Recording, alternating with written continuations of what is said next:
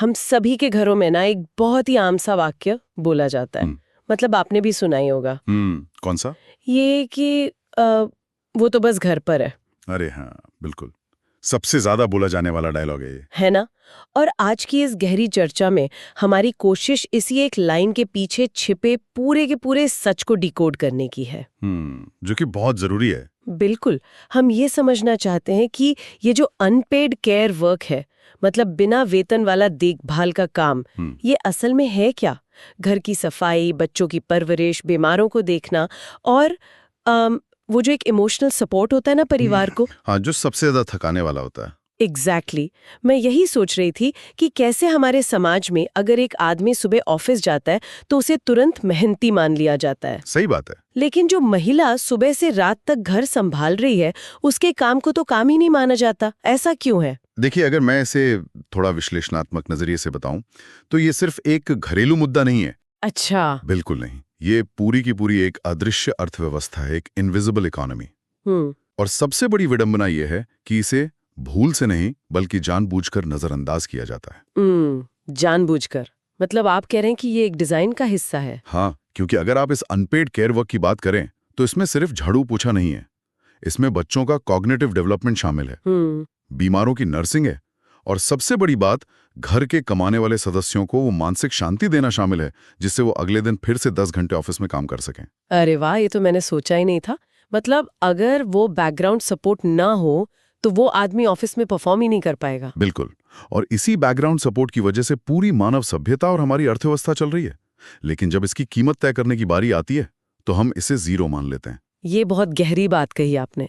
तो चलिए इस जीरो वाली मानसिकता की जड़ों को थोड़ा और समझते हैं। बताइए। अगर हम ये समझ गए हैं कि अनपेड केयर वर्क क्या है, तो सवाल ये उठता है कि इसकी जड़ें समाज में इतनी गहरी क्यों है? मतलब हमारी रोजमर्रा की जिंदगी में ये इतना नॉर्मल कैसे हो गया? देखो, इसकी सबसे बड़ी और सबसे पुरानी जड़ तो पितृसत्ता ही है, पैट्रियार्की। हाँ, वो तो है। बचपन से ही एक कंडीशनिंग कर दी जाती है। एक अलिखित नियम बना दिया गया है कि पुरुष बाहर जाकर कमाएगा और महिला घर संभालेगी। मतलब लड़कों को कहा जाता है कि करियर बनाओ और लड़कियों को रसोई में भेज दिया जाता है। एग्जैक्टली। और जब कोई महिला पैसे नहीं कमाती है ना, तो हमारा जो आर्थिक ढांचा है वो उसके काम की वैल्यू को शून्य मान लेता है। आर्थिक निर्भरता की वजह से उसके श्रम को पूरी तरह खारिज कर दिया जाता है। अगर मैं इसके आंकड़ों की बात करूं जो मैंने पढ़े थे, हाँ, टाइम यूज सर्वे वाले। वही, भारत में एक औसत महिला रोजाना करीब 5 से 7 घंटे इस अनपेड काम में लगाती है। सही। और पुरुषों का समय कितना है? सिर्फ 1 से 2 घंटे। मतलब ये फासला इतना बड़ा है। और वो 1-2 घंटे भी शायद वो अपनी ही प्लेट उठाने या हफ्ते में एक दिन कुछ छोटा मोटा काम करने में लगाते हैं। सही बात है। तो ये तो ऐसा हो गया ना जैसे हम जीवन की रेस में भागने वाले एक धावक के कंधों पर बचपन से ही घर की जिम्मेदारियों का एक बहुत भारी बैग टांग देते हैं और फिर कहते हैं कि चलो अब लड़कों के साथ दौड़कर दिखाओ। ये बहुत ही सटीक एनालॉजी है। उस भारी बैग के साथ दौड़ना लगभग असंभव है।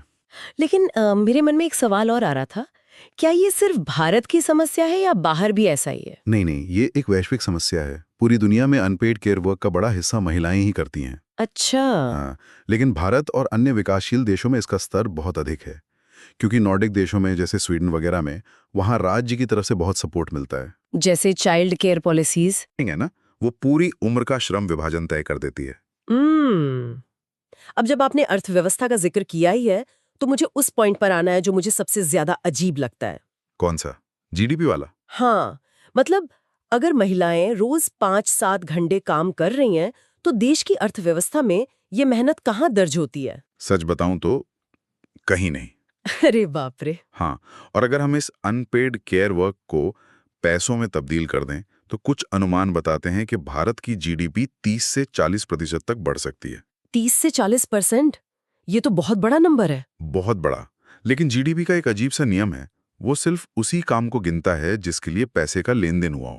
तो मतलब अगर एक माँ घर में बच्चों के लिए खाना बना रही है तो अर्थव्यवस्था के लिए उसकी कोई वैल्यू नहीं है? एग्जैक्टली, वो जीडीपी के लिए जीरो है। लेकिन अगर अगर मैं वही खाना मतलब बाहर किसी होटल से या पिज्जा मंगवा लूं तो देश की जीडीपी बढ़ जाएगी, क्योंकि वहां एक कमर्शियल ट्रांजैक्शन हुआ है। यार यहाँ बात बहुत दिलचस्प हो जाती है। मतलब एक माँ का खाना अर्थव्यवस्था के लिए 0 है, लेकिन बाहर का पिज्जा देश की तरक्की में योगदान दे रहा है। ये कैसा अजीब विरोधाभास है।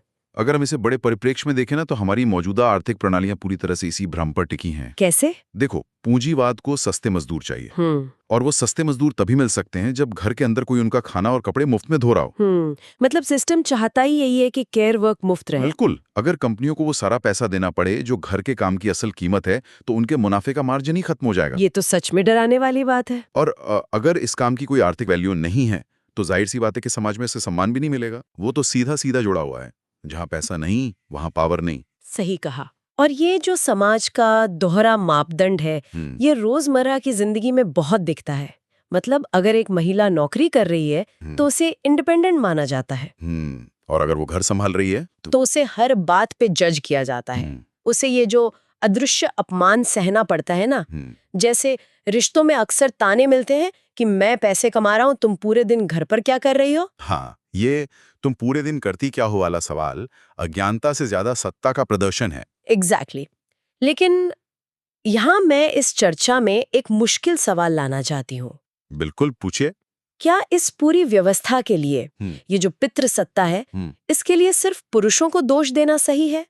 ये एक बहुत ही संवेदनशील और जरूरी सवाल है, क्योंकि मैंने देखा है कि कई बार महिलाएं भी इस सिस्टम को सपोर्ट करती हैं। बिल्कुल। हाँ, जैसे एक सास का अपनी बहू को नौकरी न करने देना, या एक माँ का गर्व से कहना कि मेरा बेटा रसोई में नहीं जाएगा। देखिए, समाजशास्त्र में इसे पितृसत्तात्मक सौदेबाजी या पैट्रियार्कल बार्गेन कहते हैं। अच्छा, ये क्या होता है? जब पीढ़ियों से कोई समूह एक ऐसे सिस्टम में रह रहा हो जहां उसके पास कोई सत्ता नहीं है, तो वो उसी सिस्टम के नियमों को मानकर अपने लिए थोड़ी बहुत पावर हासिल करने की कोशिश करता है।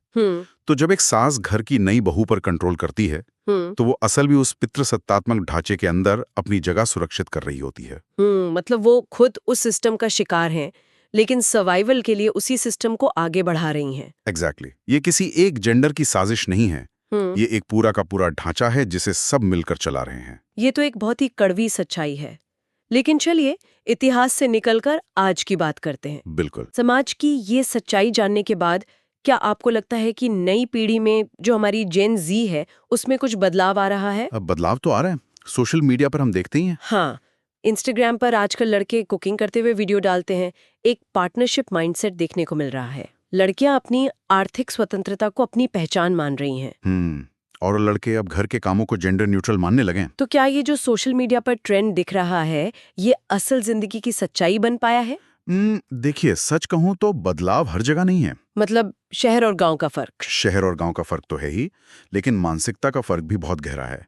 आज भी जो शहरी लड़के खाना बना रहे हैं ना, वो उसे मदद के तौर पर देखते हैं। अरे हाँ, मैंने तुम्हारी मदद कर दी। बिल्कुल।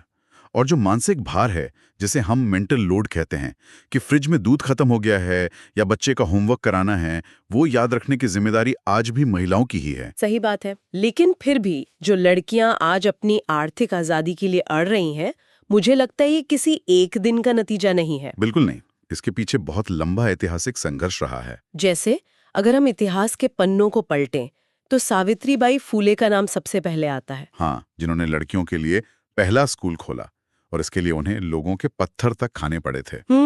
अक्सर हम उन्हें सिर्फ शिक्षा के नजरिए से देखते हैं, लेकिन असल में उन्होंने महिलाओं को अनपेड केयर वर्क से निकालकर बाहर की दुनिया में एक पहचान दिलाने की पहली लड़ाई लड़ी थी। एग्जैक्टली। और अगर वैश्विक स्तर पर देखें, तो मलाला यूसुफजई ने जो गोलियां खाईं, वो भी सिर्फ शिक्षा के लिए नहीं थी, वो उस सोच के खिलाफ थी जो लड़कियों को सिर्फ घर के अंदर कैद रखना चाहती है। तो ये जो आज हम आर्थिक स्वतंत्रता की बात इतनी आसानी से कर पा रहे हैं ना, ये उन्हीं ऐतिहासिक संघर्षों की देन है। तो इतिहास और वर्तमान को समझने के बाद अब सबसे बड़ा सवाल यह है कि समाधान क्या है? असल में पुरुष और महिला के बीच ये बराबरी कैसे आ सकती है? क्या ये कभी मुमकिन है? मुमकिन तो बिल्कुल है, लेकिन ये अपने आप नहीं होगा। इसके लिए ठोस कदम उठाने होंगे। तो आखिर इसका निष्कर्ष क्या निकलता है? एक आम घर में रातों रात बदलाव तो नहीं हो सकता, लेकिन सबसे पहला कदम क्या होना चाहिए? सबसे पहला कदम है सोच में बदलाव लाना। ये मानना कि घर का काम मतलब सबका काम। जेंडर न्यूट्रल परवरिश। बिल्कुल। बचपन से ही लड़कों को घर का काम सिखाना और सिर्फ मदद के नाम पर नहीं, बल्कि बराबर की जिम्मेदारी के तौर पर। तो मतलब वो जो मेंटल लोड वाली बात आपने कही थी, उसे बांटना। हाँ, ये इंतजार मत करो कि कोई आकर बोले कि ये कर दो। खुद देखो कि क्या काम है और उसे करो। और सबसे महत्वपूर्ण है महिलाओं की आर्थिक स्वतंत्रता का समर्थन करना। और इन सबसे ऊपर है सम्मान। जब तक इस काम को सम्मान नहीं मिलेगा, तब तक बराबरी नहीं आ सकती। बहुत सही कहा आपने।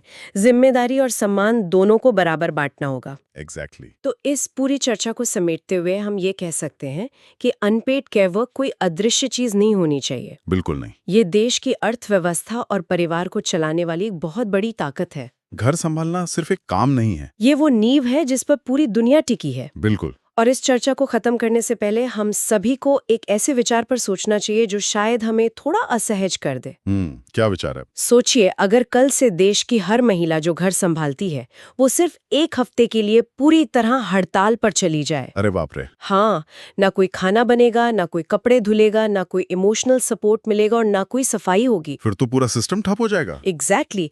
तो क्या पैसे कमाने वाली ये दुनिया और ये जो बड़े बड़े कॉर्पोरेट ऑफिस हैं, क्या ये एक दिन भी चल पाएंगे? बिल्कुल नहीं चल पाएंगे। असल में दुनिया की अर्थव्यवस्था दफ्तरों से नहीं, घर की उसी रसोई से चल रही है जिसे हम कोई काम नहीं मानते। बहुत ही गहरा विचार है ना? तो हम सभी को इस पर गंभीरता से विचार करना चाहिए।